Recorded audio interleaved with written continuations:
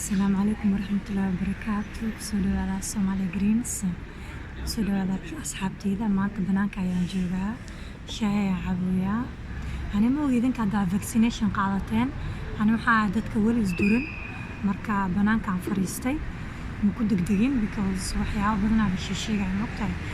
مركا أنا ولي مكون دقدقين أنا زيزة لنا يكون على هاي مركا بنانك أيام عبويا شاي بنانك عبايا dadka wali vaccination ka sameeyeen ma la ogolo inay gudaha galaan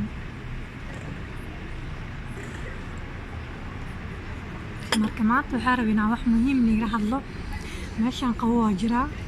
jira ma shay banaanka cabooya marka maanta waxaan rabnaa in la hadlo qaboobaha vitamin laan horta ma la soco karo supplement laan vitamin laan qawowga ma la soco karo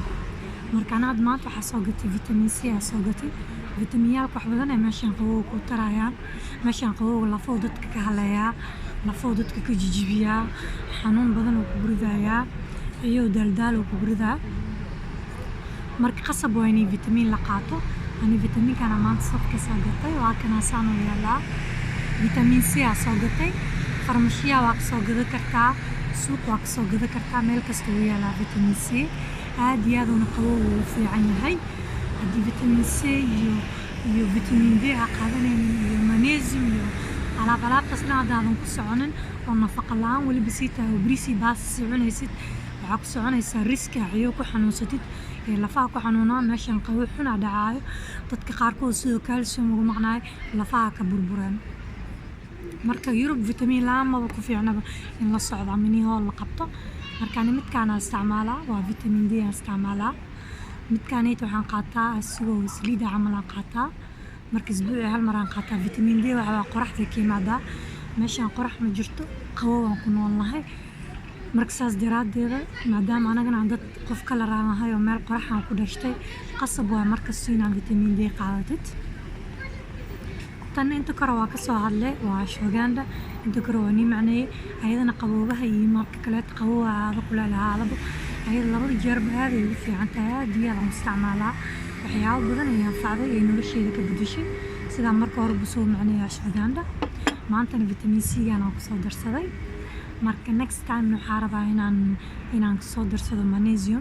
magnesium kaasna wuu fiican yahay marka barkiisa hadii gacmahaada ama lugahaada aragtid ku noqdaan waxa waaye magnesium ka maqan waay marka maanta waxaan rabaa inaan la qaybsado inay muhiim tahay qurbaan ku nooshahay qawowga ku nooshahay Afrika joogto xataa inaan marka si nafaqayso caafimaadkaada la socotid iyo vitaminaadkaada waxa la socotid way fiican tahay way markii vitaminka maqan tabar darro ku qabanayso nafaqo la'aan ku qabanayso muruq problem uu sheegay lafta problem uu sheegay markaas waxa waa daciifaysa jirkaada difaaciisa system immunity-giisa uu ka daciifaya marka aniga alaabahan waa kan hadda isku ogahay next time magnesium marka soo geliyo insha Allah waan itusaaya omega 3 iyo omega 6 waan itusaaya waxay tarayaan waxa ku jira waxyaabaha laga helo malaayga ana qof malaay cunto malaayga qaarkiisa kama heli geedka saxdiinka cunaa marka insha Allah kaasna waa ka soo hadli doonaa marka waa kana maanta banaanan joogaa meeshan banaanka shaay ku cabaaya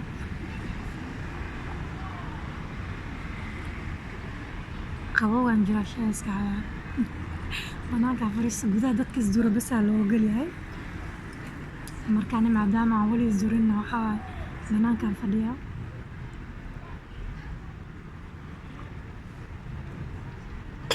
shaay qabowga banaanka cabuya